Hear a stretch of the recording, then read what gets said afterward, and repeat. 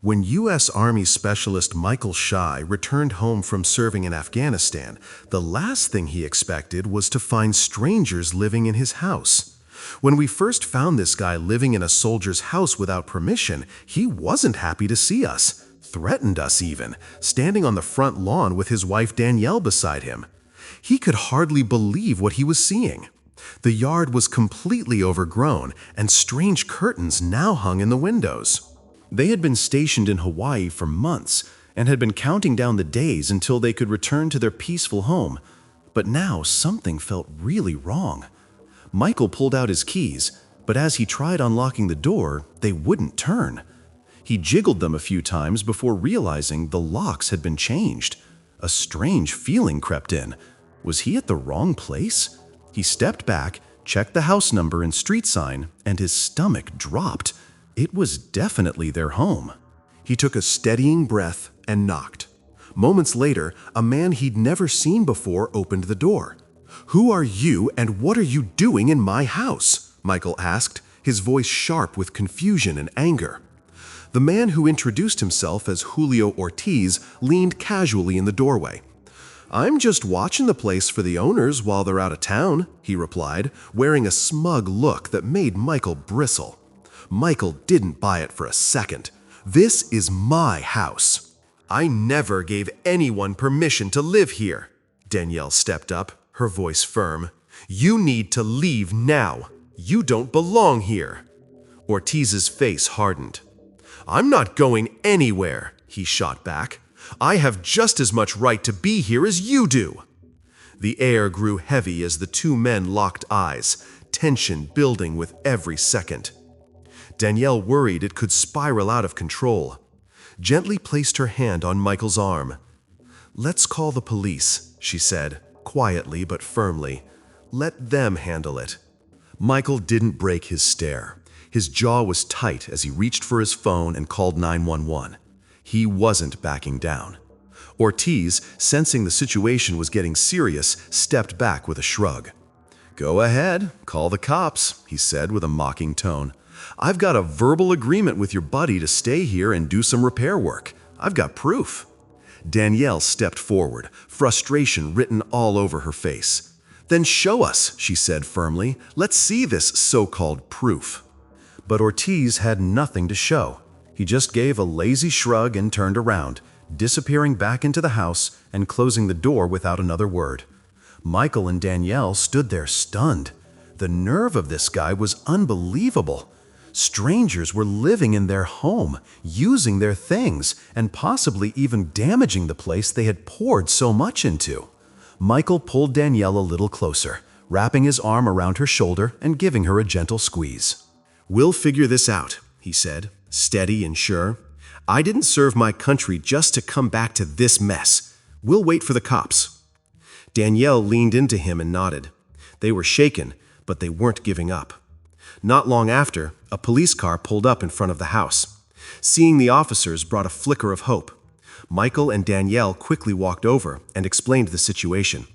The officers listened, then made their way to the front door, their expressions serious. Michael and Danielle stayed back, watching closely. They exchanged a quiet look. Finally, someone was here to help. When the officers knocked, Ortiz opened the door, acting like nothing was wrong. He smiled at the police as if he had nothing to worry about. Michael's jaw clenched at the sight, but he held it in. He needed to stay calm.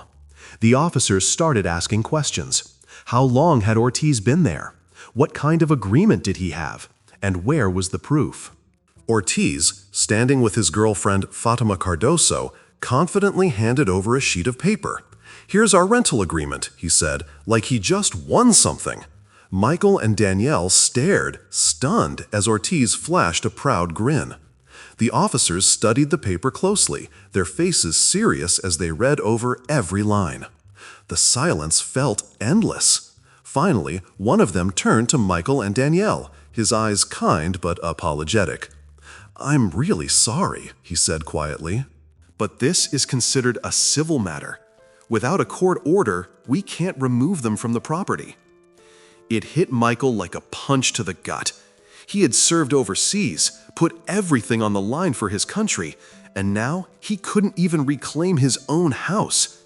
Danielle saw the look in his eyes and stepped forward. "But this is our home," she said, her voice shaking. "We never rented it out. They're trespassing. This isn't right." The officers nodded, clearly sympathetic, but the law tied their hands. They gently suggested the couple get in touch with a lawyer. Then they left, and Michael and Danielle were left standing there in front of a house they owned but couldn't enter. It was a hollow, powerless feeling.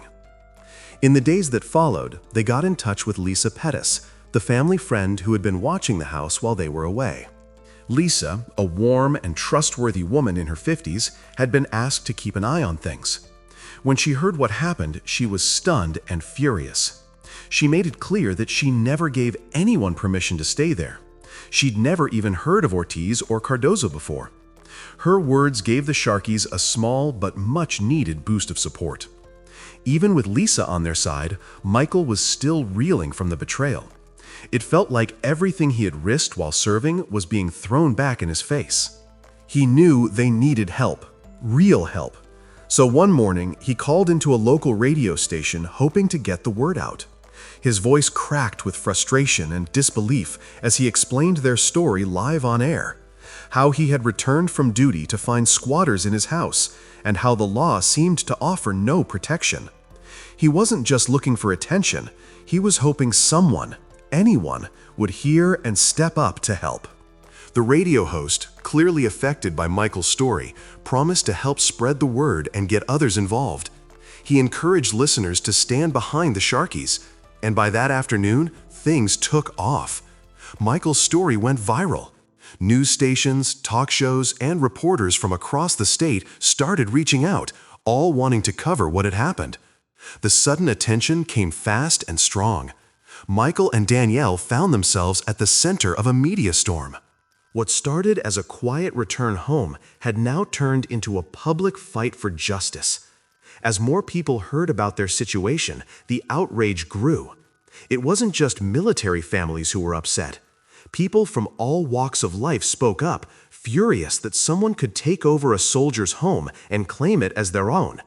Social media was flooded with posts of support, and many were calling for something to be done immediately about Ortiz and Cardozo. Michael and Danielle appreciated the kindness, but the spotlight wasn't easy. They weren't looking for fame. They just wanted their home back. The cameras and interviews added stress to an already painful situation. Still, they knew the exposure was making a difference. The attention gave their fight more weight, and they were determined to hold on. As their story continued to spread, it reached the ears of two veteran biker groups, Veterans Warriors and Sand Soldiers of America.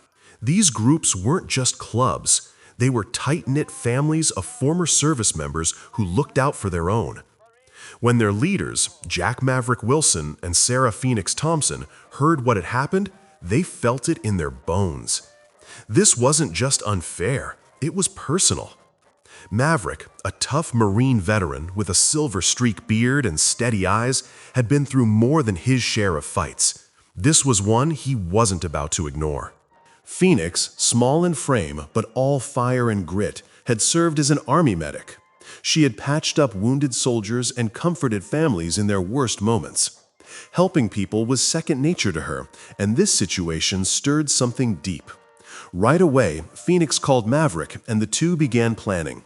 It didn't take long before both groups were working together, sharing contacts, legal help, and anything else the Sharkeys might need. They weren't just offering support, they were launching a full campaign.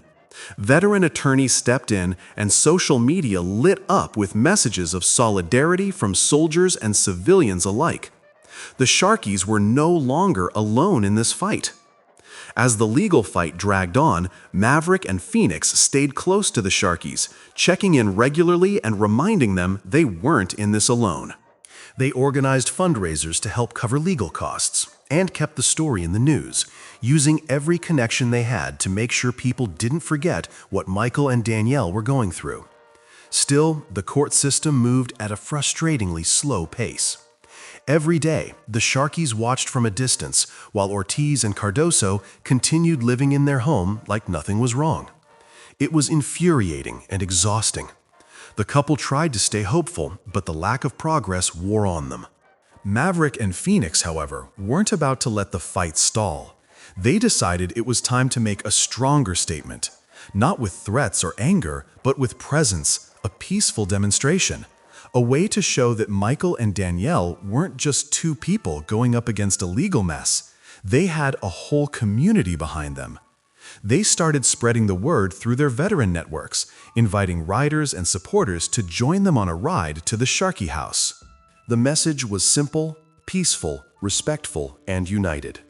But they knew the image of dozens of bikers showing up would send a message loud and clear. As the demonstration day drew near, Michael and Danielle felt a mix of emotions. Grateful for the support, but also nervous.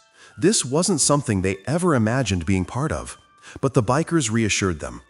They coordinated with local police, made sure everything was planned down to the smallest detail, and made it clear to everyone involved. No shouting, no trouble, just quiet, visible support. Then, just days before the big ride, something unexpected happened. Ortiz at Cardado vanished. No warning, no confrontation. They just packed up and left. Whether they caught wind of the demonstration or realized the pressure wasn't letting up, no one knew for sure. That Sunday morning, as the bikers rolled into the neighborhood, the scene was quiet. Too quiet. The Sharky house sat still and silent. The windows were dark, the doors shut. Inside, the damage left behind was waiting, but the squatters were gone. The house didn't feel like home yet, but for the first time in a long while, it belonged to Michael and Danielle again. Maverick, Phoenix, and a small group of trusted riders made their way to the front door, their boots crunching on the overgrown path. They'd seen a lot over the years, tough situations, tough people, but nothing quite like what was waiting inside. The moment they stepped through the door, the smell hit them hard. It was the sharp, sour stench of neglect, old dog waste, rotting food, and damp carpet. The floors were a mess, scattered with dog feces, and the once soft carpet was stained, ripped, and beyond saving. The walls were covered in holes and crude graffiti, a careless mess where there had once been a welcoming home. They moved quietly through the house, each room telling its own story of disrespect. The kitchen was a disaster zone. Appliances broken, dishes smashed, drawers emptied out. The bathrooms weren't any better. The toilets were filthy, overflowing, and clearly hadn't been touched in weeks, maybe months. In the bedrooms, the mattresses were ruined and dirty. Every drawer, every closet emptied. Ortiz and Cardo had taken whatever they could and left the rest in ruins. But the hardest part to see was outside. The yard that Michael and Danielle had once taken such pride in was now barely recognizable. The grass had withered into patches of yellow and brown. Flower beds were flattened and smothered in weeds, and the trees stood bare, branches stripped, leaves gone. It looked abandoned. It felt heavy. The bikers stood there for a moment, taking it all in. Quiet anger simmered beneath the surface. How could anyone treat someone's home like this? Especially knowing the owners were away serving their country. It was hard to understand. But there wasn't time to dwell on the damage. They were here for a reason, and that was to fix it. No one needed to say a word. The team got to work right away. Gloves on, tools out. They scrubbed every inch of the floors, hauling out what couldn't be saved. They ripped up the carpets, patched up the walls, and added fresh coats of paint in soft, welcoming colors. The bathrooms were deep cleaned, scrubbed until they shone. The bedrooms were reset with new, clean mattresses, fresh bedding, and a little dignity. It was slow, dirty work, but no one complained. They were doing it for one of their own. Out in the yard, the veterans didn't waste a second. They pulled up every weed, cleared out the dead plants, and got their hands in the dirt. Fresh flowers went in, grass seed was spread, and the trees were trimmed back to life. One group even built a small vegetable garden, something the Sharkies could care for and enjoy as they settled back in. As the day went on, more and more riders and veterans showed up. Word had spread fast, and soon the place was alive with movement and energy. People were painting, digging, lifting, laughing. It was hard work, but the atmosphere was full of purpose and pride. These folks weren't just fixing up a house, they were showing up for one of their own. For Michael and Danielle, watching it all unfold was deeply emotional. They stood side by side, quietly taking it in, tears in their eyes more than once. They had never imagined so many people would care. The kindness, the effort, the time. It was overwhelming in the best way. It reminded them that even after everything, there were still good people out there. People who truly showed up when it mattered most. By sunset, the group gathered in front of the house. The building still needed work, but it already looked like a home again. What had once been filled with sadness and loss now carried the warmth of hope and friendship. It wasn't just about repairs. It was about community, about not letting someone fight their battle alone. Maverick and Phoenix stood off to the side, proud but thoughtful. They knew there was still more to do, so they took the next step. They launched a GoFundMe page to help cover the rest of the repairs. The bikers had already given so much, but there were still expenses ahead, and they wanted to make sure Michael and Danielle had everything they needed to truly move forward. The response was incredible. Donations started pouring in from across the country. People touched by the Sharky story, moved by the actions of the veterans. Strangers gave what they could, and the fund quickly grew. Thanks to that support, the Sharkies were able to finish every last repair. Contractors and volunteers worked together, making sure every wall, floor, and room was just right. In the end, the house wasn't just restored, it was better than ever. Settling back into their home, Michael and Danielle felt something deeper than just relief. They felt belonging. They had seen the worst and then the best of what people were capable of. They made a quiet promise to each other. They'd never forget what had been done for them, and they'd find ways to pay it forward whenever they could. This story isn't just about a house, it's about standing up for what's right and about people coming together when it really counts. If you were in Michael's shoes, how would you have handled it? Drop your thoughts in the comments. And if this story moved you, don't forget to like, share, and subscribe for more stories that remind us what real community looks like. See you in the next video.